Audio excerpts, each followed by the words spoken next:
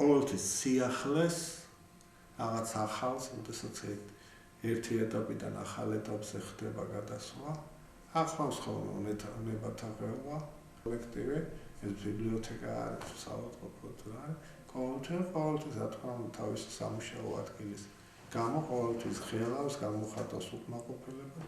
ყოველთვის აღმოჩნდებიან ადამიანები, რომლებიც პოლიტიკური მოსაზრებებით ამ ბუნებრივ პროცესს, რომელიც ჩვეულებრივ სამუშაო ადგილს ან რაღაც სამედიცინო კურნალობის პროცესს ეხება, რომელიც ამას სათავისოდ გამოიყენებს. მე როგორც ვიცი, ვედენთა დეპარტამენტს გამოსავალი ნაპოვნი აქვს უახლოეს დღეებში.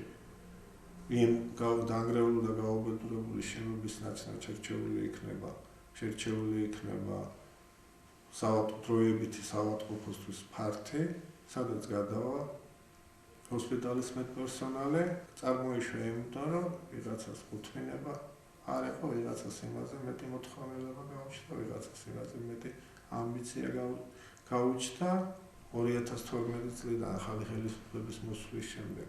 რაც გაკეთდა ვეტერანებისთვის, ამდენი არ გაკეთებულა, დაწყებული იქიდან იმ 1000 ლარიანი დახმარებით დაღუპულთათვის დამთავრებული იმ სამედიცინო დახმარებამდე ამგვარი არ გაკეთებულა არასდროს და ნებები ძალიან მალე დაცხრება, უსურვებ ყველას დაცხრეს.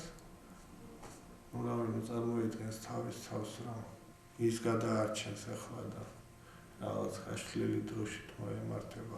არის დეპარტამენტი აგრძელებს, სანამ არის ხელმძღვანელობა მუშაობს იმ პროგრამების რეალიზაციას აწარმოებს და შვიდად უნდა მივყვეთ ამ დინებას.